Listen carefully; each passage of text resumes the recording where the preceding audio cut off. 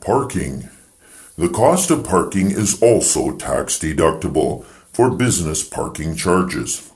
It's not prorated for your automobile use, but rather, so long as you had to pay for parking while on business, the cost should be accepted as tax deductible. To enable you to deduct the costs applicable to parking at a meter, the easiest way to make this happen is to sign up for the credit card payment of meter parking charges and request that you get an emailed receipt. That receipt has all the information on it that is needed to make the expense tax deductible, so long as your parking use was for business purposes. If you do not sign up for the credit card option, you have to keep track of the meter number, charges paid, date, times, and the purpose of the need for parking. For example, I parked at meter 67984 from the hours of 8:45 until 10:15. I put $15.25 into the meter, and I was there for a potential listing meeting. Parking and speeding tickets are also tax deductible, so long as the ticket was received while on business. Event parking can only be claimed if attendance at the event was for business purposes. As such, taking the family to the P&E and paying for parking will not make that parking cost tax deductible, as the purpose of the parking cost was personal. However, paying for parking to attend a Canucks game with a client should result in that parking cost being tax deductible. 8. iClicker. Do you think that a $100 gift card to a restaurant given as a thank you is A. tax deductible as an advertising and promotion expense, B. tax deductible as a meals and entertainment expense, C. not tax deductible at all? Case study: Advertising and promotion versus meals and entertainment. Tax Court of Canada case. Mark Shapley versus Her Majesty the Queen 2005. Facts: a self-employed realtor regularly gave gift certificates of food, sporting events, and concerts to his customers as a thank you for doing business with him and to encourage additional business. He did not consume any of the food or attend any of the events himself, so he deducted the full amount of the expenditures, $20,125 in 2000, $14,208 in 2001, and $19,145 in 2002. Canada Revenue Agency audited his expenses. Please answer the following questions. 1. Identify which tax deduction category you think the average realtor should have claimed for the cost. A. Advertising and promotion, or B. Meals and entertainment. 2. Provide rationale for choosing this category. Allowable tax deductible expense categories continued. Advertising and promotion. Gifts versus gift cards. When a client is given a gift, the cost of the gift should be accepted as tax deductible, as advertising and promotion expense. However, as clients' tastes greatly vary and selecting the right gift is time-consuming, there is a tendency to present a gift card instead of an actual gift. The issue with giving a gift card, though, is that if the card is for a restaurant or an event, then only 50% of the cost of the card will be tax deductible. If the card is to a store, CRA may take the position that a benefit was conferred onto a client and tax that client on the cash value of the gift card. No court case has occurred for the taxation of a client, but CRA does have this policy for staff members. A court case for the deductibility at only 50% is shown in the court case in Appendix C on page 39. Dollar limits. Although there are no written limits for the amount that can be spent on a gift, the amount should be reasonable in relation to the amount of income derived from the client or the referral source. With regards to gift cards, the amount of $25 is considered to be nominal and should not attract any adverse tax consequences. However, any amount greater than this should again be reasonable in relation to the amount of income derived from the client or the referral source. Meals and entertainment. Client. When it comes to meals and entertainment, there are specific rules for this category, the heart of which is that for every dollar spent, only half is tax deductible. The idea is that you are benefiting by eating or enjoying the event as well, so the tax department will not let you deduct your portion of the cost. What this means is that if you take a client out for lunch, you are only able to deduct 50% of that cost for tax purposes. As such, if you spend $40 on the lunch, which includes the tip, the business expense will be $40, but the actual tax expense write-off is only $20. When summarizing your expenses for your accountant, you want to always book 100% of whatever you spend, as the reduction is made on your tax return by your accountant. The unfortunate impact of the universal 50% reduction is that if, for example, you take more than one person to the restaurant or event, you are still only able to deduct 50%. In addition, even if you do not attend the event at all, the 50% limitation still applies. Bringing a dozen donuts for the office will also be subject to the 50% deduction, along with tickets to a BC Lions or a Canucks game. It is common for realtors to meet for coffee or lunch, but each realtor pays for their own charges.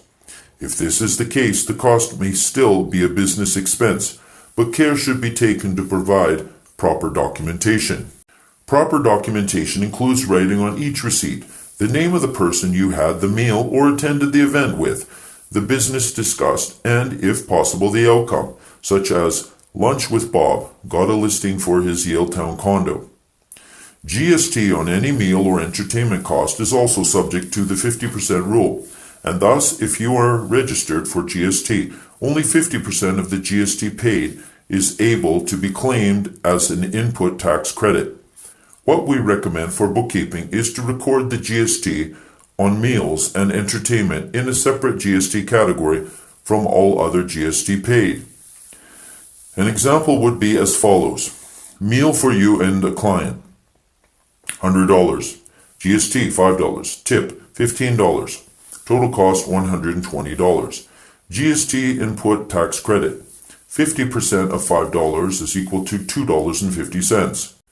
Expense is $100 plus $15 plus $2.50, other half of GST. Tax deductible expense, $117.50. 50% of $117.50 is $58.75. There is one exception to the 50% rule, but that only applies if you have a business with 5 employees or more. In that case, if you invite all of your employees and their spouses to a celebration event, such as a Christmas party, and do not spend more than $100 per person for that event, it is considered more for more promotion than entertainment, and therefore may be exempt from the 50% rule. Keep in mind that staff means unrelated employees, so does not include your spouse or children. Another question that often arises is if you can include any meals and entertainment if you are on your own. The answer is it depends on the circumstances. Meals while away traveling on business can be acceptable as an expense. So if you attend a conference in Toronto but your business is in Vancouver, the cost of all meals while in Toronto may be eligible as a business expense because you were there on business. Rent or home office. When it comes to home office expenses, like with car expenses, you have to keep track of this on a per home basis. If you start off your business working out of your 2-bedroom apartment and then you move into a 3-bedroom townhouse, you want to keep track of your expenses for each of these homes separately. The question of whether or not you are eligible to claim home office expenses will be determined by your own particular circumstances. 9. iClicker. If you do not have a separate office space in your home, can you still deduct home office space for the dining room table that you use? Yes, no, or maybe. To be eligible, the home office must be 1. Your principal place of business. Or 2. The only space used to earn your business income, and you use it on a regular and ongoing basis to meet your clients. As such, if you rent desk space at the agent's office, use that office to meet clients, sign contracts, or use the office as your official or mailing address, then home office expenses are not claimable. If your home office is your principal place of business, then you are most likely eligible to claim a portion of the following expenses: hydroelectricity, heating, gas, house insurance, repairs and maintenance, not improvements, rent or mortgage interest, not payments, property taxes, strata fees and special levies, except those for improvements, sewer and water charges. In addition, your accountant will need to know the total square footage of home, the total square footage of office used for business purposes.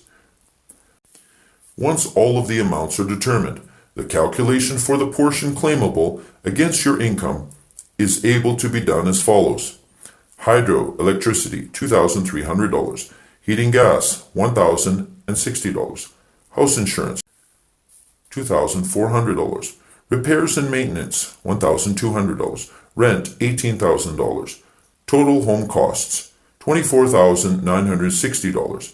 The total square footage of home is 2,000. The total square footage of office is 250.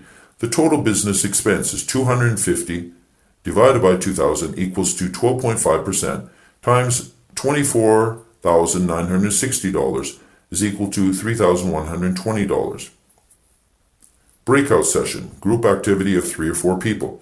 A typical day in the life of a realtor, 8 a.m. in my home office.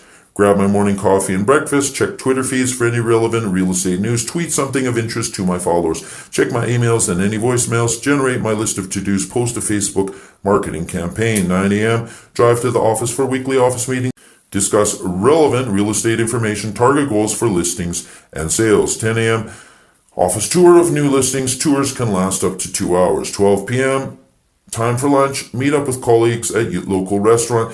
It's a short 5-minute walk from the office. 1 p.m., meeting completed, walk back to the office. 2, back at office, respond to more emails and voicemails. 2:30, set up appointments for prospective buyer to view homes in the evening. 3:30, prepare comparative market analysis for prospective seller for following evening. 4:30, shop online for client closing gift basket for recent selling transaction. 5:30, back at home for dinner with family. 7, meet buyer at the office and drive to 7 p.m., meet buyer at the office and drive to view 3 properties. Purchase coffee to go at drive-through Starbucks for you and your client. 8:30 p.m., back at office, review and discuss properties viewed with buyer and determine which ones may be suitable, if any. Make appointment for other property showings later in the week. So there's an activity here. It shows activity, the category, and the notation. Record keeping. 10. iClicker. What record keeping are you using now? A. Spreadsheet. B. Accounting program. C. Adding machine tapes. D. Evernote. E. Other. Benefits of keeping complete and organized records. The more your records are complete and organized, the easier time will be had if CRA wants to review your expenses. Consequences of not keeping adequate records. Inadequate records could lead to paying too much in income tax, penalties, and disallowance of expenses that are legitimate. Record keeping options, envelopes, and adding machine tapes. This is what I like to refer to as the living room floor method of accounting. On January 1st, you plop yourself down in the middle of the living room floor and you separate those receipts into piles using the categories discussed above. Using a calculator with an adding machine tape, tally up all the receipts and then staple the tape to those receipts. If there are many receipts for one category, you can always run the tape and then put all the receipts into an envelope with the tape and write the category name and the total from the tape on the outside. Spreadsheets. Creating a spreadsheet that categorizes your expenses, pulls out the GST, and provides a summary that is helpful when preparing your taxes. Online programs. Xero is an example of an online program that allows you to download and categorize your bank and credit card statements and summarizes the data for the year. There are some issues when certain banks are used, so make sure to confirm your bank is compatible with the program. Formal accounting programs, QuickBooks and Sage, and also a professional bookkeeper. Summary. If in doubt, always get a detailed receipt for expenses incurred and make sure to write notes as to what circumstances surrounded your decision to claim the amount as a business expense. The decision to select your return for audit is completely random, but you do have a higher probability of selection if you are claiming a higher percentage of expenses in a category in relation to your gross income than your fellow realtors. As such, the correct selection of a category for an expense is important and can make the difference between being selected for audit or not. Even if CRA finds nothing amiss with the expenses claimed, your time, the increased stress of the process, and the cost of your accountant can be significant. Accordingly, ensuring you have good record keeping cannot be emphasized enough. Resources. There is the CRA website, the CRA T 4002 Business and Professional Income 2014 website. CRA Business Expenses, CRA Folio, S3, F6, C1 Interest Deductibility, the LNCO website. And the appendices include lots of interesting forms. Appendix A, Statement of Business or Professional Activities, T2125 form.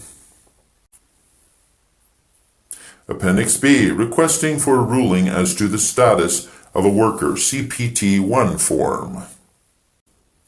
Appendix C, Tax Court of Canada case. Court's decision.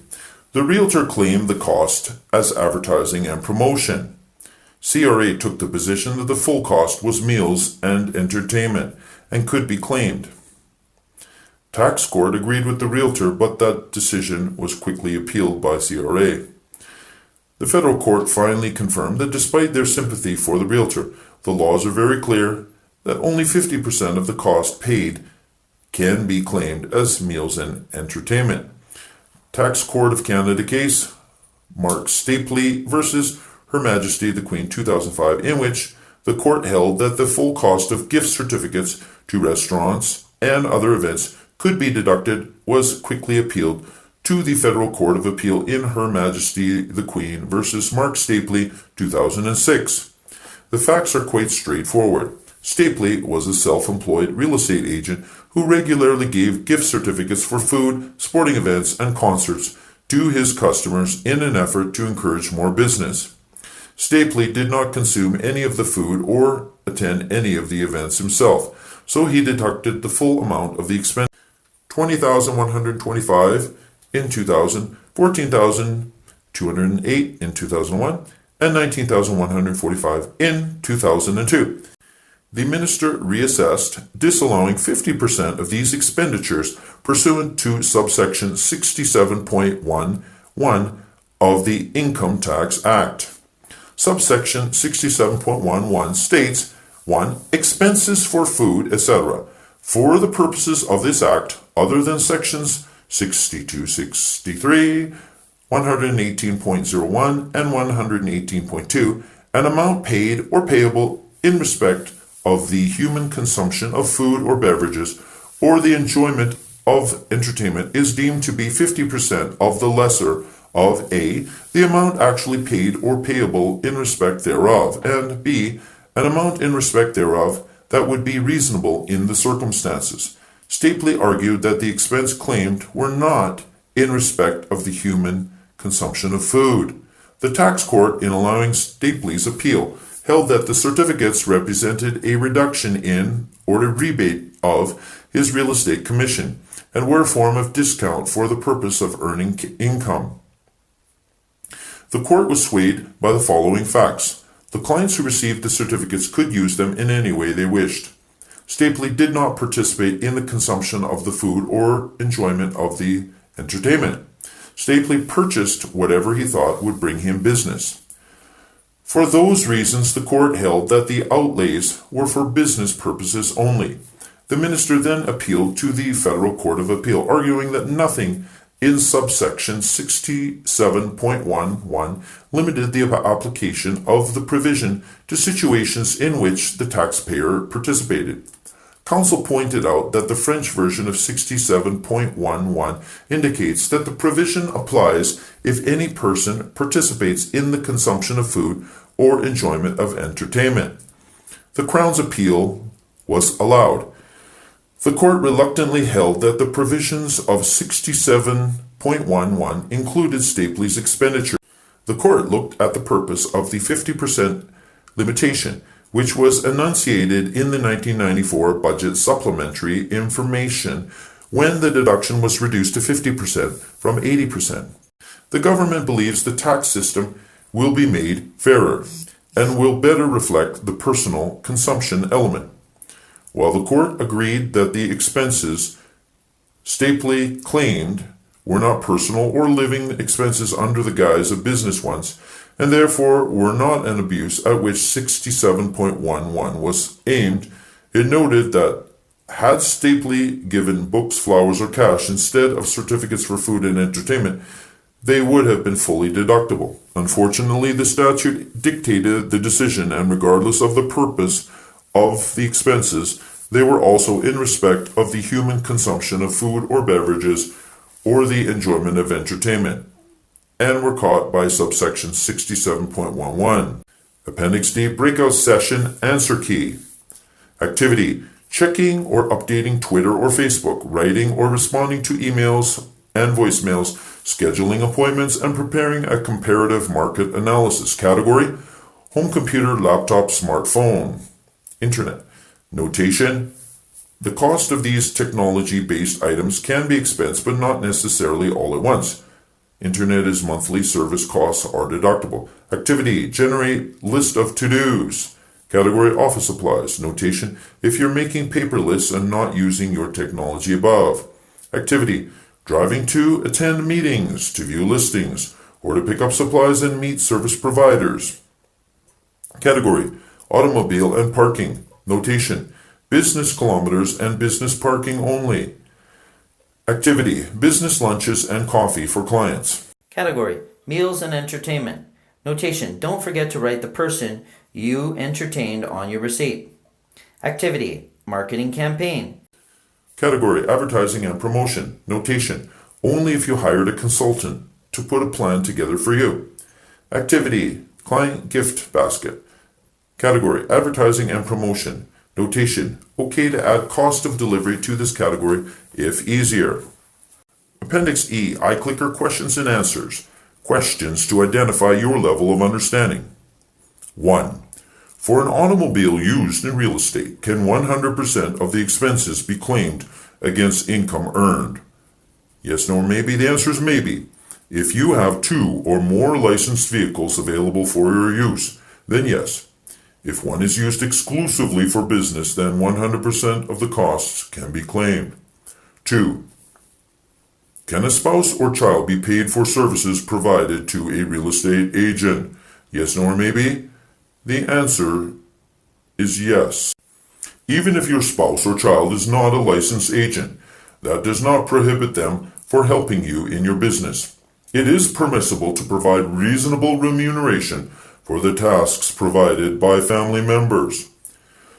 3. Can you deduct the cost of a new computer in full from your real estate income in the year you buy it?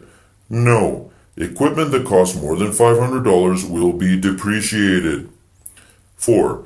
Can you deduct the interest paid on your line of credit cards, or loans? C. Maybe. If you arranged your affairs correctly, use of borrowed funds is driver. 5. Can you pay a referral fee to an unlicensed person? See, maybe. Review limitations from RECBC Brokerage Standards Manual, page 10. And see the website, the recb.ca website, where it says payment of referral fees to unlicensed persons. 6. Can a trip with the family, where you look and find a house that your clients might be interested in buying, is tax deductible? C. Maybe. 7. Can 100% of a trip to Toronto to attend a real estate conference be tax deductible if you bring your spouse who is not in your business? B. No. Only your portion is deductible. 8. Do you think that a $100 gift card to a restaurant given as a thank you is, and the answer is B, tax deductible as entertainment expense? Note it is not a promotion expense. Similar to meals and entertainment expenses, gift cards given to clients for restaurants and events are subject to the same rules had you taken the client to the restaurant to thank them. See court case. 9. If you do not have a separate office space in your home, can you still deduct home office space for the dining room table that you do use? B. No. It must be primary place of doing business, entrance, separate room, enclosed. And that's the end. Thank you for listening.